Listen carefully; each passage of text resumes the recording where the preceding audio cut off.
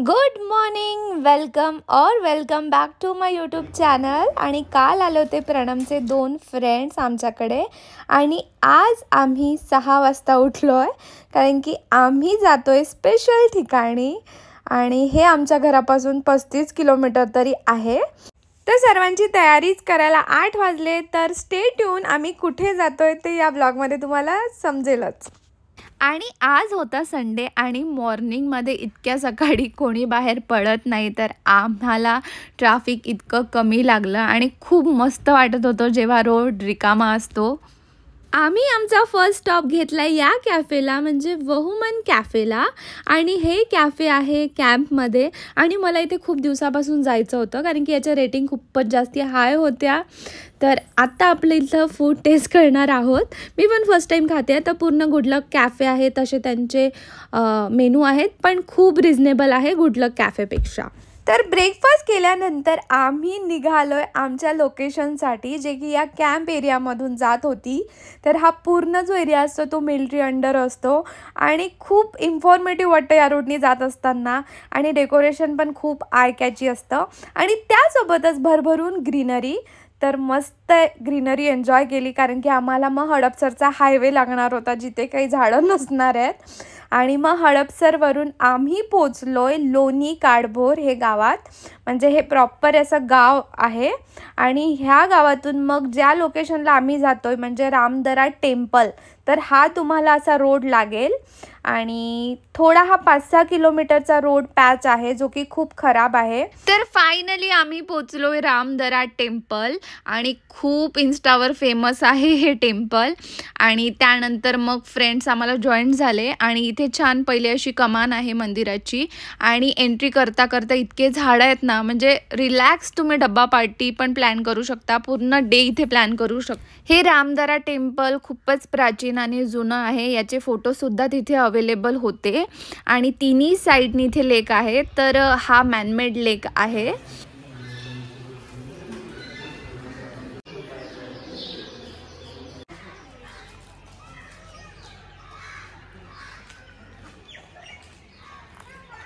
माझा बोलण्यापेक्षा तुम्ही जे आता ऐकलं ते इतकं पीसफुल वाटत असेल तुम्हाला, तर तिथे जाऊन इतकं पीसफुल व्ह्यू होता ना, म्हणजे इतकं ऊन होतं तरी पण खूप पीसफुल वाटत होतं.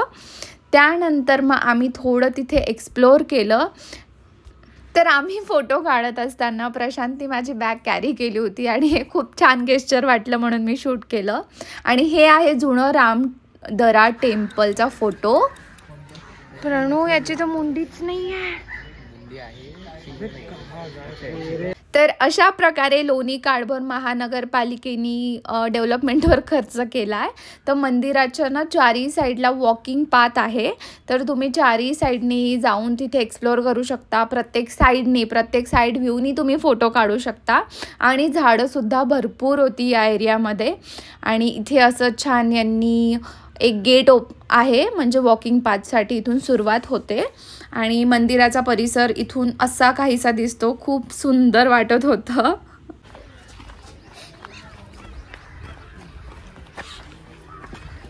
हॅलो गाईज, कसं असते सर्व? Hi guys. ते नंतर करावं लागतं ना. Welcome to our vlog channel, welcome to our vlog. Abhishek Patil, नमस्कार. हे कट होणार आहे. प्रणम नक्की शूट करताना विसरला असेल की ब्लॉग मी एडिट करते, तर मी एवढा फनी पार्ट तर ऑफकोर्स कट नव्हती करणार. तर मग आम्ही इतकी ऊन होती ना त्या दिवशी काय सांगू, तरी पण 9:30-10 वाजले होते. पूर्ण मंदिराचा परिसर एक्सप्लोअर केल्यानंतर आम्ही इथे आलोय बाहेर, म्हणजे उसाचा रस प्यायला. आणि इतकं ऊन तापत होतं ना की मस्त होतं हे उसाचा रस. आणि त्यानंतर आम्ही निघालोय नेक्स्ट लोकेशनला. तर तुम्हाला लवकरच समजेल की आम्ही नेक्स्ट लोकेशनला कुठे चाललोय.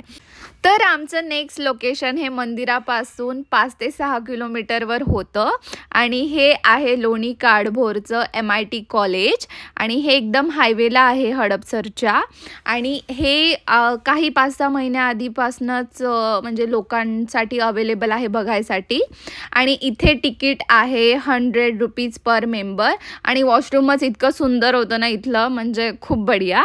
आणि तुम्ही बघू शकता इतकं पीसफुल आणि इतकं आर्किटेक्ट इथलं सुंदर होतं ना, खूप सुंदर.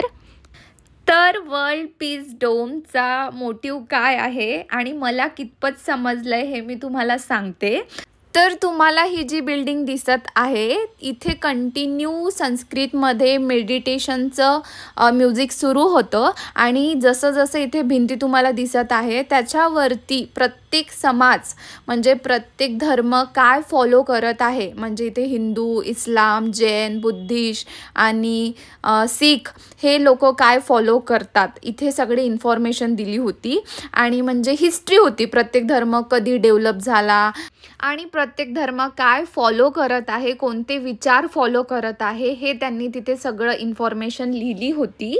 आणि ॲट लास्ट प्रत्येक धर्म मिळून आपण काय शिकतोय इंडिव्हिज्युअली, तर आपण शिकतोय लव, पीस, फॉरगिवनेस आणि तर सिंपल आणि स्वीट मेसेज होता जो की प्रत्येकाला कॉमन सेन्स असतो पण लोकांना समजत नाही, ते जातीपात भेदभाव करतात. तर हा एक चांगला उद्देश होता त्याच्या मागे की फॉरगिव्ह करा लोकांना, प्रेमाने वागा आणि भाईचारा रखो, असा काहीसा यांचा मेसेज होता. तुम्ही जे हे डोम बघत आहे ते पूर्ण डेडिकेट आहे एज्युकेशनला. तर इथे जे पण आपले हिस्ट्रीमध्ये सायंटिस्ट होऊन गेले किंवा संत होऊन गेले त्यांनी काय आपल्याला नॉलेज प्रोव्हाइड केलं आहे, त्यांनी काय आपल्याला विचारशैली दिली आहे, हे सगळं त्यांनी इथे डोममध्ये इन्फॉर्मेशन होती. तर जशी आम्ही डोममध्ये एंट्री केली, बापरे इतकं ह्यूज आणि इतकं सुंदर डोम होतं ना, म्हणजे इंटेरियर तर खूपच सुंदर आणि कोरीव काम खूप सुंदर केलं होतं. आणि इथे असे मोठे मोठे स्टॅच्यू होते जे आपले हिस्ट्रीमध्ये नेते होऊन गेले, संत होऊन गेले किंवा सायंटिस्ट होऊन गेले त्यांच्याबद्दल पूर्ण इन्फॉर्मेशन होती. आणि इथे म्हणजे आय थिंक नुकतंच सेमिनार झाला होता, म्हणजे वर्ल्ड कॉन्फरन्स झाली होती, तर त्यासाठी हा यांचा सेटअप होता जो की खूप सुंदर वाटत होता. आणि इंडियामध्ये तर वाटत नव्हतं किंवा पुण्यात वाटत नव्हतं. तर इथे जे गाईड सर होते त्यांनी आम्हाला वर्ल्ड पीस डोमबद्दल खूप इन्फॉर्मेशन दिली आणि मग मला खूप आनंद झाला जेव्हा मला राष्ट्रसंत तुकडोजी महाराजांची स्टॅच्यू दिसली. म्हणजे विदर्भ साईडचे संतांची छान मूर्ती बघून खूपच प्रसन्न वाटलं. आणि बापरे म्हणजे इतकं छान कोरीव काम होतं ना, तुम्ही नक्की ते व्हिजिट करायला पाहिजे. आणि गाईडनी आम्हाला एक गोष्ट स्पेशल सांगितली, जेव्हा म्हणजे ताजमहल बांधायला जे इक्विपमेंट म्हणजे कन्स्ट्रक्शनचे मटेरियल यूज केलं आहे तेच हे डोम बांधायला सुद्धा यूज केलं आहे. मग इथे डोमच्या अगदीच खाली ही लायब्ररी आहे आणि बाहेरच्या साईडला यांनी सायंटिस्टचं स्टडी शोकेस केली होती. आणि आतला जो लायब्ररीचा एरिया आहे तिथे तुम्ही कोणत्याही धर्मातलं कोणत्याही जातीतलं पुस्तकं इथे अवेलेबल आहेत. तुम्ही म्हणजे तुम्हाला जर धर्माबद्दल शिक्षण घ्यायचं असेल प्रत्येक धर्माबद्दल तर इथे ते अवेलेबल होतं. आणि अगदी म्हणजे डोमच्या सेंटरला इथे छान असं मेडिटेशन छोटीशी रूम आहे आणि खूप पीसफुल वाटत होतं इथे. त्यानंतर इतकं फिरून फिरून आणि इतकं ऊन होती ना, काही खाल्लं सुद्धा नव्हतं. तर लायब्ररीच्या अजून खाली इथे अजून रूम होत्या आणि तिथे हे पूर्ण स्ट्रक्चर ठेवले होते स्टीलचे, म्हणजे रेनफोर्समेंटचे, की डोम बांधायसाठी कोणते इक्विपमेंट यूज केले, कोणते स्ट्रक्चर यूज केले, कोणते डिझाईन यूज केले स्ट्रक्चरल, हे पूर्ण इथे इन्फॉर्मेशन होती आणि खूप इन्फॉर्मेटिव्ह तर होती. 1 सिव्हिल, 2 सिव्हिल, 3 सिव्हिल आणि मी 4 सिव्हिल.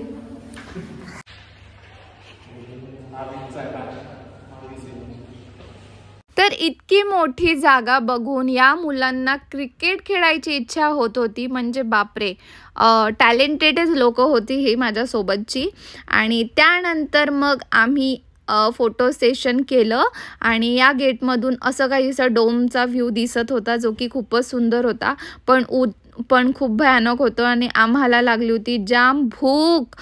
तर आम्हाला इतकं नॉलेज कलेक्ट करता करता इथेच वाजले 2 आणि त्यानंतर मग आम्ही आलोय कॅम्प बर्गर, जो की इतका फेमस आहे आणि प्रणमच्या मित्रांनी कधी इथे व्हिजिट केलं नव्हतं, तर आम्ही इथे पोचलोय. आणि कॅम्प बर्गरबद्दल तुम्हाला सर्वांना माहीतच असेल की किती फेमस आहे. तर कॅम्प बर्गरची व्हाईबच खूप जुनी आणि खूप बढिया वाटते इथे आल्यावर. आणि हे जे कॅफे आहे हे खूप जुनं कॅफे आहे, तुम्ही याला ब्रिटिशकालीन घोषित करू शकता. आणि इथला मेनू आणि खूप रिजनेबल आहे इथले रेट्स, आणि फुल पॅक होऊन जातं, म्हणजे पोट भरून जातं एका बर्गरनी. तर आम्ही जम्बो बर्गर बोलवले होते आणि तुम्ही आमचा मेनू आणि आमची डिश बघू शकता. वाव, म्हणजे इतकं फिरल्यानंतर खूप भूक लागली होती. आणि त्यानंतर आम्ही डायरेक्ट थेट पोचलो घरी. आणि घरी गेल्यानंतर आम्ही आमच्या रिसेप्शनचा व्हिडिओ तिथे मी पोस्ट केला होता, तो अपलोड झाला होता आणि मग तो आम्ही पूर्ण एन्जॉय केला. थँक्यू फॉर वॉचिंग आणि stay tune. Please subscribe my channel. Bye guys.